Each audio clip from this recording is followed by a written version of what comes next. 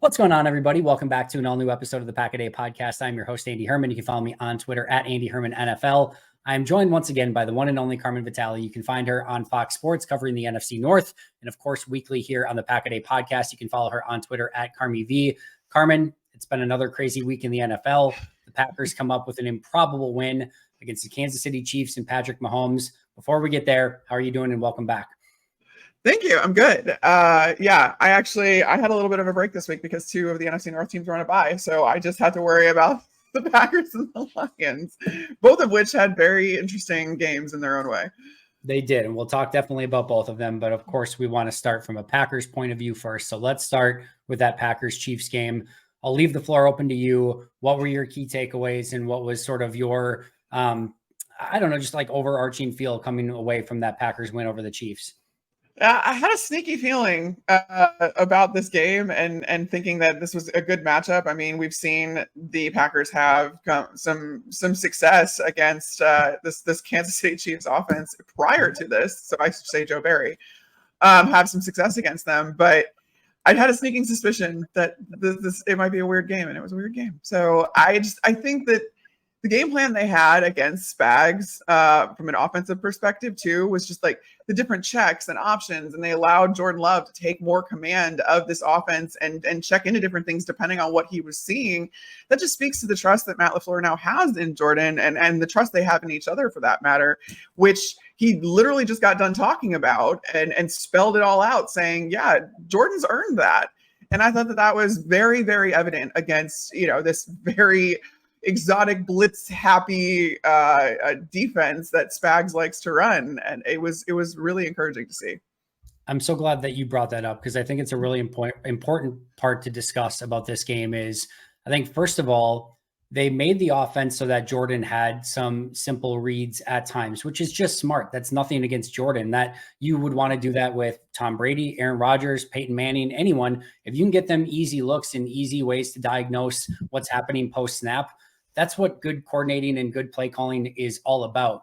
But on the flip side of that, they also seem to give Jordan a lot more on his plate pre-snap to be able to check out a plays, to be able to use his cadence, to be able to get the defense to tell what they were doing and then get those easy reads post-snaps. They had solutions for just about everything that Spagnuolo was throwing at them. And it really felt throughout the entire course of this game that Matt was just a step ahead of Steve Spagnuolo. And I'm sure Jordan says it out loud saying, I had this one circled on my calendar. Matt has been extremely vocal of how disappointed he was with his own game plan when they played Spagnuolo with Jordan Love at quarterback in Kansas City the last time they played. Now, I'm not saying Matt had it circled on his calendar, but I guarantee he, being how frustrated he was with himself in that last matchup, that he wanted to go out and say, all right, I didn't do well on that one. I am going to crush this one. He crushed this one. And just the partnership of Jordan and Matt coming together as play caller and quarterback, this was the most synergistic it has looked. And it was really, really fun to watch. Yeah, I like to think that Matt LaFleur is also a petty king. Like I'm petty and I appreciate the petty. And I think that Matt is too. So you obviously have stuff like this kind of circled and you have a little bit of extra juice. Yep. Don't let anybody tell you otherwise. These guys find ways to have motivation, and some games they have more motivation than others, and I think this was one of them. I definitely think so as well. And it's like that's when people say all the time of like, hey, once you get to the top of the mountain, you become everyone's biggest game. Like you're the one that's circled on the calendar every single week. It's hard to be the hunted every single week and knowing that every team is gunning for you. Green Bay, you could tell, had this one a little bit circled. They wanted this one. They got this one, and that's the more impressive part of it. You wrote a little bit about Jordan Love and specifically looking a little Aaron Rodgers-esque this week. There were a handful of plays on tape where if you did a blind taste test, I don't know how that works when watching film, but if you did a blind film test, I guess, and you didn't know who was playing quarterback, you would have sworn that Aaron was still playing quarterback in Green Bay. But floor is yours. What did you see from Jordan and looking a little Aaron Rodgers-esque this week?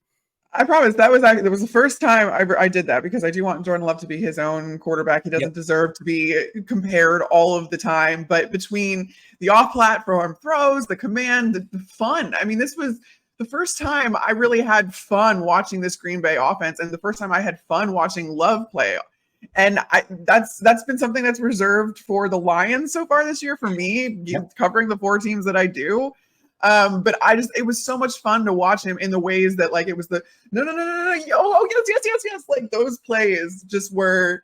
I reverted back to watching Aaron Rodgers do that up and down the Chicago field, at Soldier Field, growing up in Chicago as a Bears fan. But that was, I mean, it also showed so much consistency out of Jordan. Like, he's been getting tangibly better every single week. I was in the Fox studio lot, actually, the office, and so I was working with our researcher a little bit. And since week 10, Jordan Love is averaging 286.5 yards per game, which ranks 5th among quarterbacks in that span. So he also has 10 passing touchdowns, and so, like, he's trailing Dak Prescott and Brock Purdy, but that was it. That's it. And he has the most 3 touchdown and no interception games this year. And I'm like, this is good quarterback play we are now getting out of Jordan, which I think is a lot of the fuel behind he looks like Aaron Rodgers, because Aaron Rodgers is a good quarterback.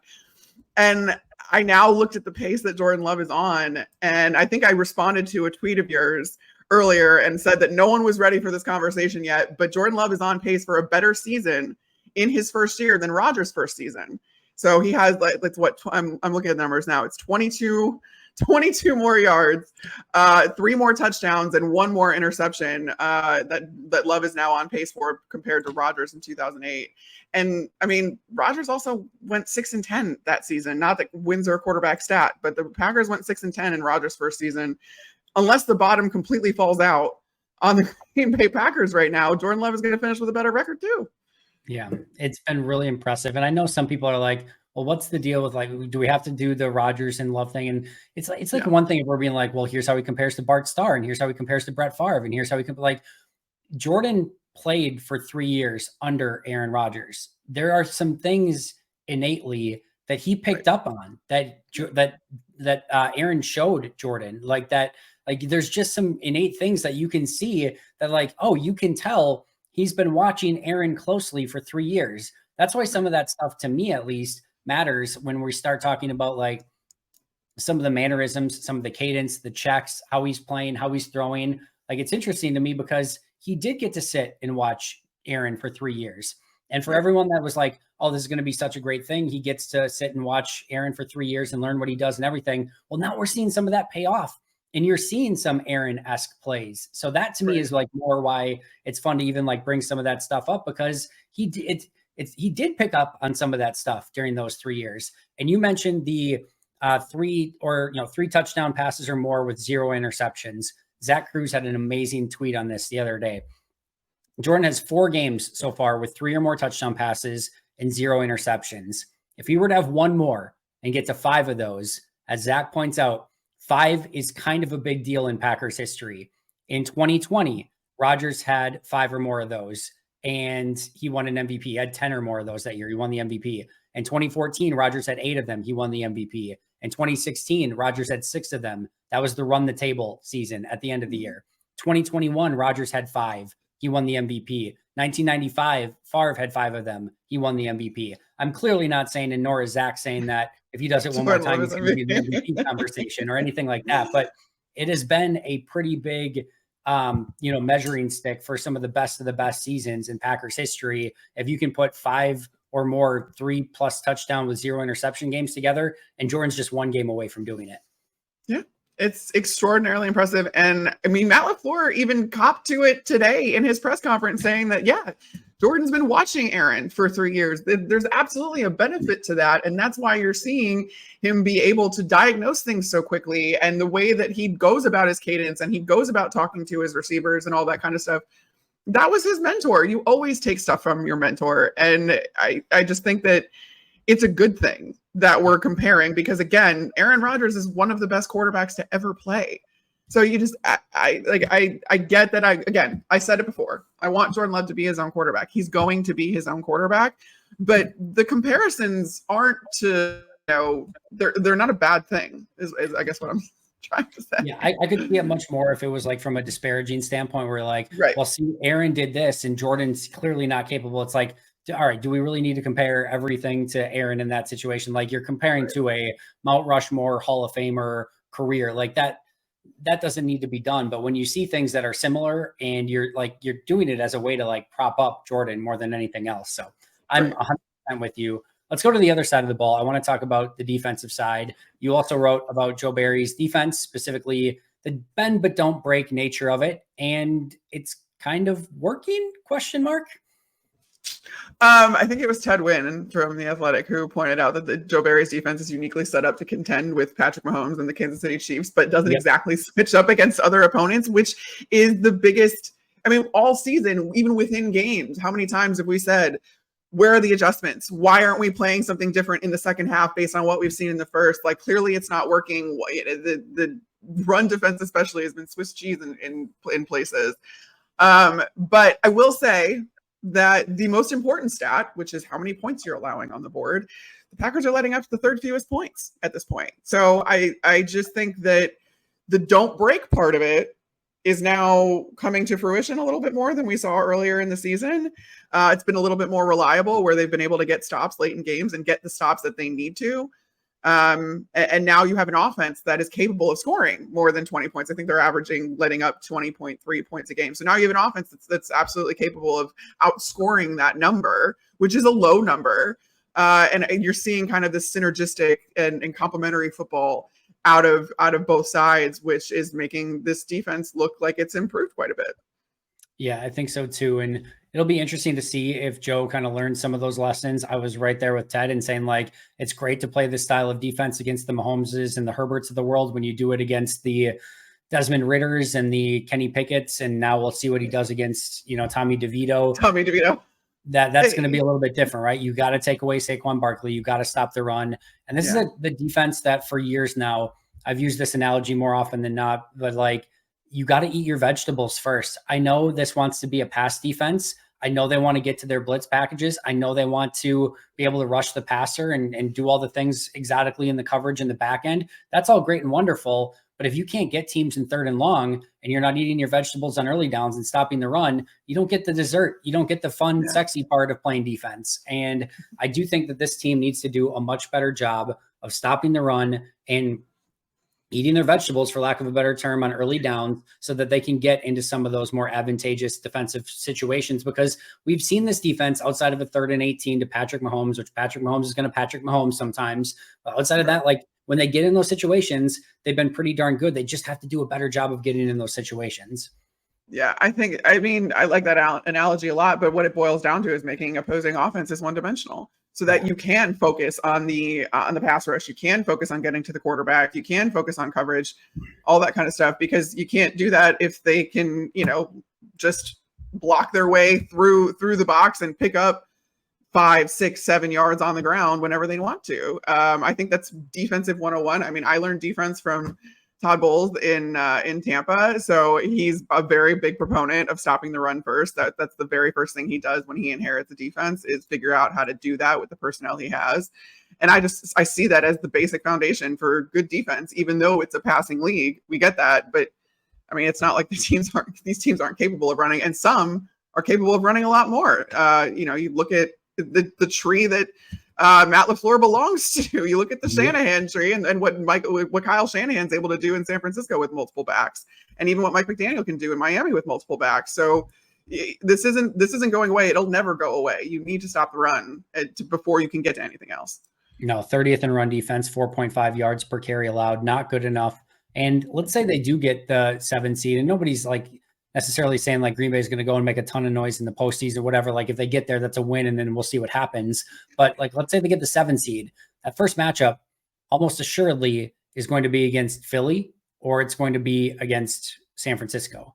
And like, you better know how to stop the run in some capacity, or it's going to be a very long day at the office, and you're going to make a trip to the East Coast or the West Coast, one of the two, just to get the ball run right down your throat. So they definitely need to improve on that through the remainder of this season. Let's take a spin around the NFC North. As you mentioned, it wasn't just an interesting day for the Packers. The Lions had an interesting game against the Saints as well. Felt a little bit need for that team is a little bit of a stretch because they're going to get into the playoffs and things like that. But it just felt a little bit like after that Packers loss, they needed to get back in the win column and maybe play a little bit better football. I'm not sure about the latter part, but they did get the win. What was your thoughts on Lions over Saints this past week? Yeah, I mean, the Lions don't look as unflappable as they did earlier in the season, and I wrote about it this week because it has a lot to do with with injuries, both on the offensive line and in their secondary. Their offensive line in particular, I mean, Jared Goff is a completely different quarterback whether or not he's protected. That's not something new. That's been true his entire career. The Lions clearly knew that because as soon as Jared Goff got there, they started really building up that offensive line a lot more. And they have depth, but that depth is being tested. And you saw what happened in New Orleans, where within the first 7 minutes, they were up 21-0. And then it tapered off after that because Frank Ragnow got hurt, their center.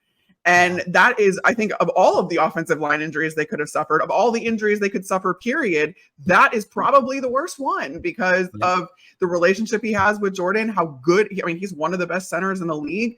It doesn't sound like he's going to be available against the Bears this week. So that was, while Jared Goff got the turnovers under control and the offense seemed to look a little bit more competent and together, with the injury to Ragnow, I mean, that's going to throw everything off. So I don't know how much you can glean from that win. I do feel like they needed it, and I still feel like they're going to get to the postseason, but they don't look as unstoppable as they did before. They don't. And that brings us to this week's game, which is Lions at Bears. Bears coming off a bye. Bears almost had him, probably should have had him a few weeks ago prior to that Thanksgiving game with the Packers. This is an interesting one to me with the Bears coming off the bye. Bears have been a little bit better over the course of the past month or so. Not great, not maybe really good, but better. And like I said, they gave the Lions fits in that specific game. So if you mentioned, if Ragnow can't go in this game, this is an interesting one for Detroit, and we'll see if they can do better this time against the Bears and maybe not make it quite as close as it was the last game. Yeah, it's going to come into play immediately because the Bears defensive front has gotten a lot better. The Bears defense in general has gotten a lot better since the arrival of Montez Sweat. It's not just Montez Sweat who's able to get pressures and sacks. He has opened things up for everybody along that line, and that's exactly what you brought him in to do. So the trench battle, I think, in Chicago, specifically between the Lions offensive line and the Bears defensive line, is going to be what determines this game. And they absolutely should have had the Bears absolutely should have had the Lions in that game, but it was also an uncharacteristic day of Jared Goff turning the ball over. The Lions turned the ball over 4 times in that game, and I mean the Bears only managed 3 points off of the 3 turnovers. Or was that against the Vikings? That was against the Vikings. Never mind. It's really hard to keep track of. The Bears turnovers. The Bears defense has been able to create multiple turnovers. They've had 4 turnovers or 4 takeaways in their last couple of games. And I don't think they're going to be able to do that again. I think that was more of a fluke than anything with Jared Goff. But who knows? If they can continue to do that, they can absolutely win this game. And again, it's really going to come down to that trench battle. It would be interesting, too, if Chicago somehow gets this win and Green Bay gets a win against the Giants. It tightens that NFC North up just a little bit. The Lions would take a loss in the NFC North to kind of work on that tiebreaker a little bit towards the end.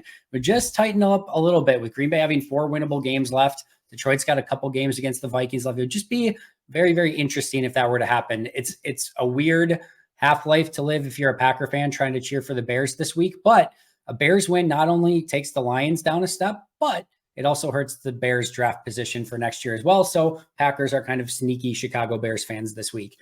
Let's talk about Vikings Raiders next. It's another interesting one. Both of these teams, I believe, are coming off bye weeks, correct? I know the Vikings are for sure. And this is another interesting one where the Raiders, ever since they made the coaching change, have been playing much better. Josh Dobbs has come back to life a little bit. There was some question, or down to earth a little bit, I should say. There had been some question as to whether or not he was going to be the starter this week. He did get named the starter, but this is another one that is a sneaky, very important game for Minnesota. It is, because it's going to determine really how the rest of their season goes. I know it's on the road and it's a non-conference game, but at the same time, you're going to now get Justin Jefferson back. And what does this offense now look like with its best player on the field, and how quickly can he get up to speed with Josh Dobbs? The thing is, Justin has been practicing, where he used that entire 21-day window and where he was back at practice and was practicing for that amount of time. He said yesterday that, or maybe it was this morning, that, he really started to feel 100% right before the Bears game, but they just didn't want to chance it. They just didn't want to push him. If he ever needed that extra gear, he wasn't totally confident in it. Now, 10 days removed from that, he is ready to go, set to make his return in Las Vegas. And I just think that we're going to get to see how the ceiling of this offense, now that you have him back, and with Jordan Addison, the way that he's stepped up, and even Brandon Powell, which is insane. And we're going to see, and TJ Hawkinson, I don't want to leave him out either. And that's going to determine how well the Vikings do down the stretch, and if they can continue to kind of improve. I don't think that they have Super Bowl hopes. The fact that they still have a playoff hopes, I think, is a win for them in general. At the end of the day, Josh Dobbs is still a rental. I don't think that this is their guy going forward. But the better you can do this year, given the fact that you already have 6 wins and you're not going to be in the market for one of those top quarterbacks as far as draft position goes, I think it goes a long way in instilling confidence in this offense, so that whoever does end up under center there can kind of take it and run with it right away. Yeah, if Josh Dobbs doesn't win this one, he might not even be the quarterback of the next week. You got Jaren Hall, you got Nick Mullins, who's back from IR too. So yeah, that's it's. And then I just think everything goes completely off the rails for Minnesota if you don't even know necessarily who your starting quarterback is. And a few weeks ago, it looked like this Raiders team was just going to be dead in the water, but they're kind of playing for something as well. Like, they're still technically in the playoff conversation in the AFC. So this is an interesting game on the road for Minnesota. They go to Vegas. I'm intrigued, and this is another one where this is one a little bit more easy for Packer fans. Just cheer against the Vikings, which is per usual, and hopefully Minnesota can come away with a loss, and Green Bay can take another step towards their playoff destination. All right, that brings us to Packers-Giants, Monday Night Football. What are you going to kind of be watching for in this one? I'm going to be watching for how many times I can insert a Sopranos meme into this. So that is basically, I'm going to go full on just Tommy DeVito. This is the best thing to happen to Italian Americans in a long time. So I think it's fun. No, but I mean, at the end of the day, this is one of those, like, oh God, if the Packers lose this, then the discourse starts again. It's not that I think it would mean anything in the grand scheme of things, but just as you're gaining this momentum and you beat the Kansas City Chiefs, to then lose to Tommy DeVito and the New York Giants would be a mess. It would be very messy. And in this scenario, I don't want the mess. I don't want it. I'm there with you. And I think if anything, Green Bay could potentially beat itself in this game. Like that's what I'm more concerned about. I don't think if they go toe to toe and Green Bay plays anywhere near how they've played as of late, I think this is an easy Green Bay win, but this is still a young and volatile team, and you just don't know exactly which Green Bay team is going to show up in any given week. Really good Green Bay looks really freaking good, but we've seen really bad Green Bay step into games at times this year too, and that hasn't looked particularly good, and nor has been particularly fun. So to me, this is just how Green Bay is prepared. Matt LaFleur said today that they had one of their best practices of the season. Hopefully that's great. They get a little extra day with Monday Night Football to kind of prepare for everything. Giants coming off a bye. They've got a lot of time to prepare for this one. I do think Brian Daboll and Wink Martindale are both very smart individuals, and I'm sure they're going to cook some things up for this Green Bay offense and defense. I'm intrigued by this one. I think Green Bay comes away with the win, but I don't think this is – I don't know. I'm very interested to see how Green Bay manages this one. Yeah, it's not a gimme. I think it should be a gimme. But like you're looking on paper, you're looking at the two teams on paper, especially with how they've been playing as of late. But yeah, it's not a gimme. Last but not least, anything else? The state of the NFC North as we look at it today, it's an interesting situation. Detroit's still on top, but they're not trending great at the moment. Green Bay now in that kind of number 2 range, and they're trending up. Minnesota's got the backup quarterback thing going, and you're not sure what to make of them. And then you've got Chicago, who's played better of late, but you don't know what it amounts to. You don't know if they're going to end up with a new coach, probably like a new quarterback. Like there's a lot still up for grabs in this NFC North in these last 5 weeks. There is. There's a lot of evaluations that are going to have to happen for multiple teams in this division. And that's why this stretch of games, while it may not have implications as far as like actual playoff runs or, Super Bowl contenders or anything like that, it's a very interesting division with a ton of things that are going to kind of, like, I feel like leak out, or there's just going to be a lot of evaluation going on, and I'm very excited to see the rumor mill going as the season progresses down the stretch here. But yeah, I also agree with the fact that, this is a little bit different, I think, than we initially thought. Oh, yeah. Although I don't know, in the beginning of the season, did we say? I think we said Lions, Packers, Vikings, Bears. Bears. Yep. Which could I easily. I think that was week Yep. 1. Yep. So we're still right. Still easily right. We knew this all along is clearly what the final verdict is here.